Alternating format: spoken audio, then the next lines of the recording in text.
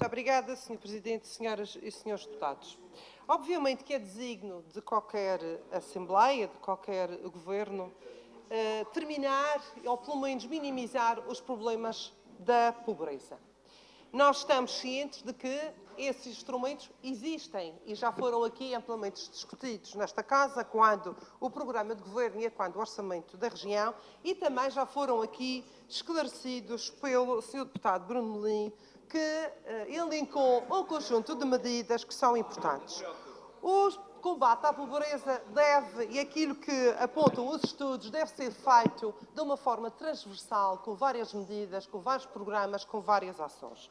De facto, o proposto agora apresentado pelo Partido Comunista traz aqui um conjunto de intenções, mas não define um único programa, uma única ação que seja capaz de minimizar a pobreza na região.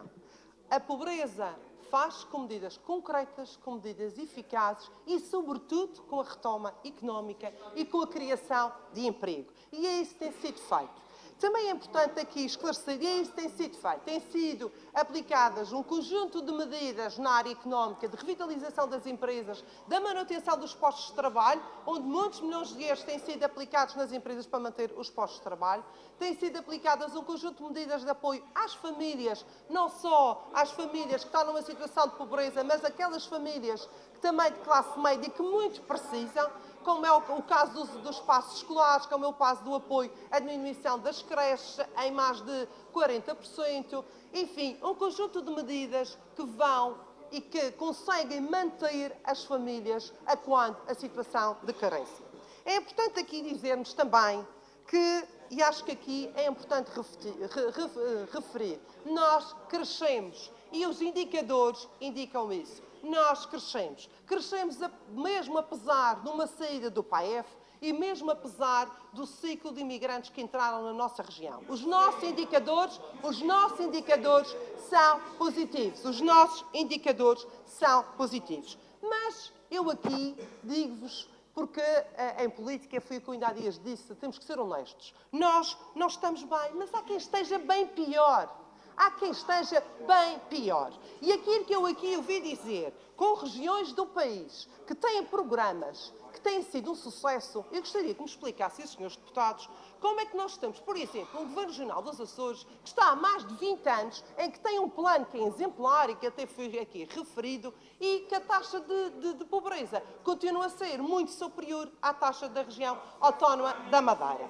É importante também aqui referir o que é o risco da pobreza. O risco da pobreza são aquelas pessoas que vivem sós, um adulto só, que tem rendimentos, uma pessoa só, que tem rendimentos inferiores a 500 euros. O risco de pobreza de exclusão social. Não vamos aqui entrar naqueles que estão em situação de grave privação, porque se os senhores olharem para esses dados estatísticos, nós estamos até muito bem naqueles que estão, esperem, estamos muito bem, ouçam aquilo que eu digo, estamos bem perante os outros partes do país no que diz respeito à privação, porque nós aqui na região conseguimos de alguma forma, tem que olhar, tem que ver o que é a taxa de privação, tem que perceber o que é que corresponde.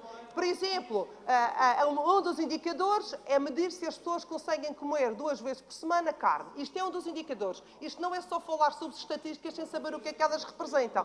Mas há indicadores, a taxa de pobreza, e eu disse, não estamos bem, mas há quem esteja bem pior. Porque na taxa de privação severa, nós aí, e a região, é por isso que os senhores nunca falam, até apontam que estamos bem acima da média de muitas zonas do nosso país. Mas era como eu vos dizia, de facto, têm sido encontradas as medidas. E há uma coisa que aqui eu gostaria ainda de referir, que eu acho que importa também, tendo em conta e aqui assumindo e olhando para a definição do que quer dizer o risco de pobreza, porque não sei se sabem, mas a economia paralela, o autoconsumo, não entra aqui.